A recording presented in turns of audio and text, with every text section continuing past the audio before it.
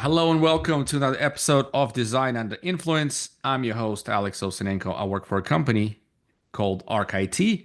We do work. Our own purpose for existence is to help architecture, design, engineering firms to have secure and well operated IT environments so you can focus on doing things like Liz and Megan help you do, which is actually build projects and innovate for your clients. And speaking of Liz and Megan, hello. Hello. Hello. Yeah, the usual suspects are all here. Aurora BIM helps customers with moving into the next phase and getting more effective, efficient, and future-proofing your company with BIM consulting, right? Right. Happy to be here again. Happy. Yes. So happy. Yep. So Thank you for happy. that. From Hawaii. Of course, she's happy. Of course. Yeah, gotta be. But so today is the ribbon. We're talking about the we're talking about the Revit ribbon. What's in your The ribbon? What's in Uh, your ribbon? So fast. Liz, Megan, can you give us a little taste? Like we're talking about plugins essentially, but can you kind of give us a taste of what should be in your ribbon and what shouldn't? Maybe we kind of start with that and see where we go. Sure. Well, for those who don't know what a ribbon is, it's the top of your Revit screen where all your tools are. So Revit comes with its own standard ribbons. So you have your architecture, structure, insert, all these ones you're used to using. But as you add plugins, you get new little tabs added. And some companies create their own ribbons so they can put their own special tools up there. So that's what we're talking about today. Overall, I don't think there's any rules about what you shouldn't have in there other than things you don't use, perhaps. I've seen ribbons that are completely full and people clicking through and they have absolutely no idea what any of it does. So today we wanted to talk about some of the things we do use on a regular basis and why maybe you should test them out too. So you mentioned when you take on a client, sometimes you see a lot of antiquated or no longer used plugins that actually interfere with workflows instead of helping. So you want to touch on that first? How does that happen? Yeah, so oftentimes, yeah, and when we start with new clients that have been working in Revit for a while, we often get the question about what plugin should we have? And the first question is, well, what do you have? And what do you actually use? Because oftentimes it's a whole package. So you'll buy a package from CTC or from one of these other large companies, and you can't just buy one tool, you have to buy a suite. And maybe you only bought it for that one tool for that one project, and now you're paying 1,200 bucks a year and you forgot that's what you're doing. Hmm. Um, so there needs to be, someone keeping track of what have we bought and where is it being used and is it being used? And also in educating people that it exists and how it works and encouraging, yeah, people to actually use those things. And on the other side of it is that they can cause problems down the road if you either don't keep them updated or if IT could do some update and move something, and when Revit opens again, it can't find the plugin it needs to load because something got moved or something didn't get updated, and then you as a user can't do anything about it except click OK in the warning boxes that keep coming up. So that's a plug for our perhaps next week's topic about BIM and IT, right, Yeah. Megan? Yes, yes. And Yeah. how those two need to work together in a good way. So that's yeah, we'll touch on that next week. I think that's a big topic. It might be Mm. actually multiple. But what we're doing next week is talking about IT, what role IT should play to help architects transition into BIM successfully, smoothly, Mhm. and help them save as much money as possible of wasted work and all that stuff. But there's a lot there, but let's unpack the plugins. Megan, I mean, or Liz, you mentioned Pi being something that you guys love to get engaged with, involved with on behalf of your clients. And is that you doing for all of them or? You mean like PyRevit or? Yeah, Pi Revit. Sorry. Yes. Yeah, no, that's fine. I always recommend downloading and installing that because, and maybe we can put a link because it's an open source plugin and it's lots of small little tools that people have built over however many years, and they're fairly stable because they're written with Python instead of Dynamo or any other software. So it does touch the API in a good way. And I'm just looking through this. I don't know what most of them do, but that doesn't really matter because they're named well and you can mouse over and see a little description. And one of my favorite ones is called Who Did That? And it's a little grumpy face because we're always in Revit, like, who touched that last? And it kind of tattles on people in the Nice. model. Yeah, really nice. So you know who to go yell at. I also use there's one called Wipe that helps you delete things that are hard to delete. That can be dangerous, of course, but when we work with template files or old Revit files that are just full of trash that you need to pull things out of, that can help you remove things like levels or views or, you know, some of the more deeply embedded items. Another one I've been using a lot is Make Pattern to make Revit patterns, which can be difficult to do. You can, of course, import AutoCAD.pat files, but if you need to edit them, it's like impossible. So this little tool helps you just draw line work and you pick two corners and it creates a pattern out of that. So those are my favorites at the moment. But what's in your ribbon, Megan?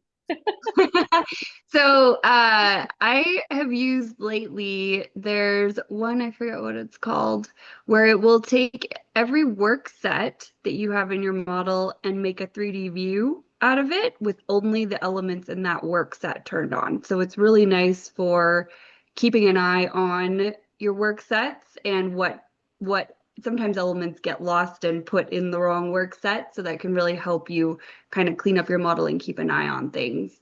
The other one that we've been using a lot too is the warnings. So you can also display the warnings in 3D, in a 3D view. It'll isolate all of the elements that have a warning associated with them so that you can start processing through those warnings quicker.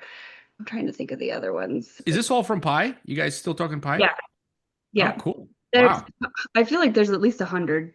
Is At there? least. Like, And there's secret ribbons within the ribbon. So yeah. in settings, because they do like a standard collection, and then in settings you can add more stuff.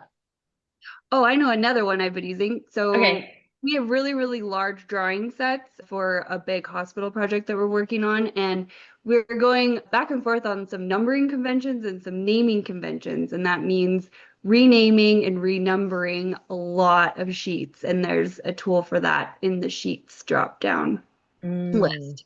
You can do find and replace and, you know, a word and replace it with what you want it to be. You can renumber much quicker than there's other add-ins that do the same thing, but I've had them also, like you talked about, Liz, they may expire. They're from a company that, you know, is charging you money for it.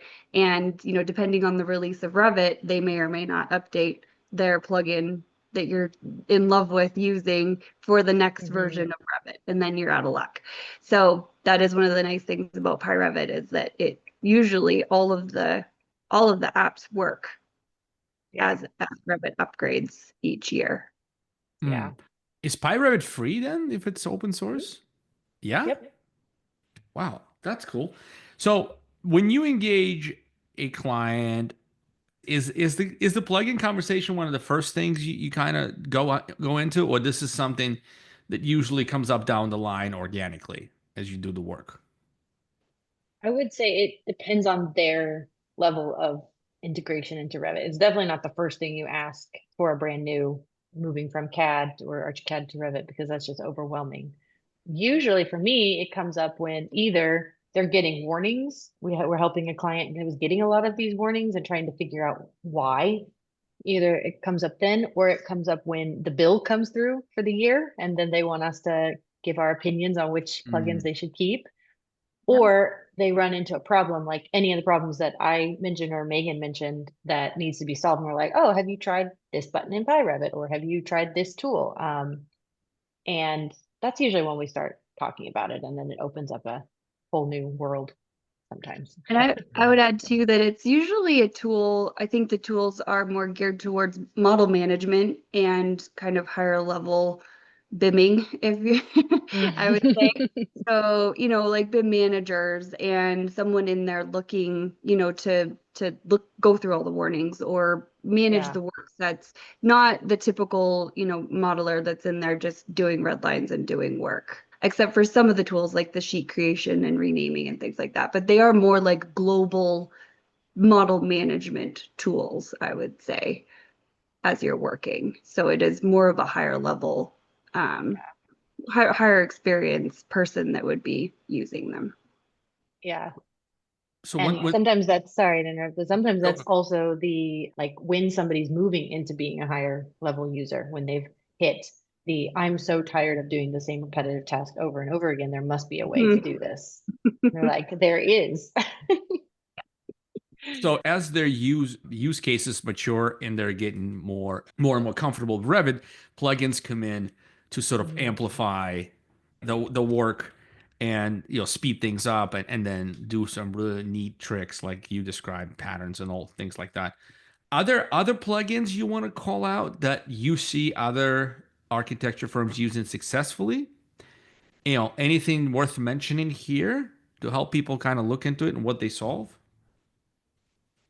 I mean, there's Dynamo, Hmm. the big elephant in the room. That is a big learning curve to learn visual programming. It has a lot of limitations, and there's a whole bunch of podcasts we could do on that.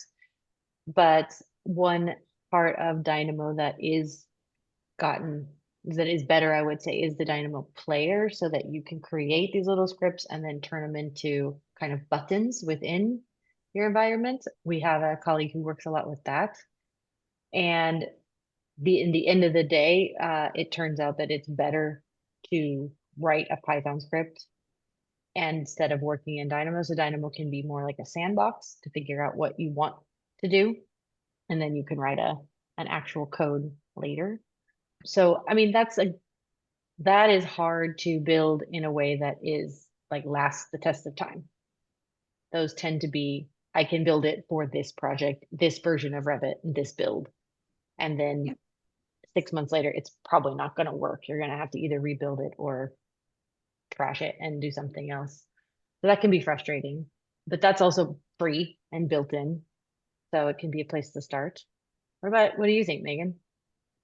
There's one tool that I've been using over the last couple years. It's a newer tool from a company called BIM Logic, and they do a variety of things. But the tool that we've been testing and working with the most is their Copilot, which I don't know which came first, Microsoft's Copilot or their Copilot, but it is basically an AI engine that ties into Revit. So this is for a more experienced user because you do need to know exactly how to ask it to do what you need it to do, but it can automate and tie into the API just like any of the other add-ins in Dynamo, but you're just typing and talking to it and asking it to do what you need it to do. So they are actively improving it and building their database. So if a command that you type in doesn't work, they actually, if you put the thumbs down, they will like email you and make sure that they know why that didn't work so that they can get it to work the next time. And you can save different prompts and things like that. Their other tool that I haven't used a whole lot, but I do think is really great is they have a way of like all of the elements in Revit you can tag, so you can pull data from them and display it in the model. When you have really large projects, tags become very cumbersome on a plan and can overlap, and the placement of them can be kind of time consuming getting it to clean up and look nice. So they've created a tool where you can create a template of, okay, I want my tag to go here, and if it can't go here because it's overlapping something, put it here. And you can create a bunch of rules, and then it will go through and you can tag plans in seconds versus a day.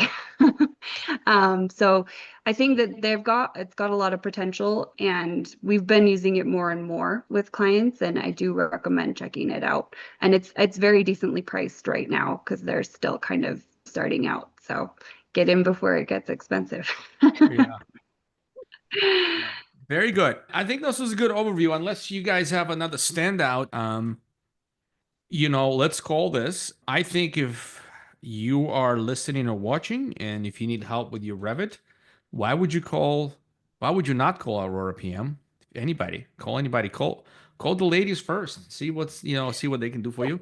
And if you're writing your own IT or you have somebody else writing IT, you're not happy, why not call Arc IT? I don't know. We'll at least have a good conversation. Yeah. Um, I thank you very much for your time as always, Liz and Megan. You're very generous with your time. I know you're very, very busy. Your company is growing. I'm very, very happy for you.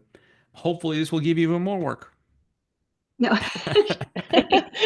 Oh no. Don't hope that. No, we need more people is what we Yeah, need. we More need more people. people. Yeah.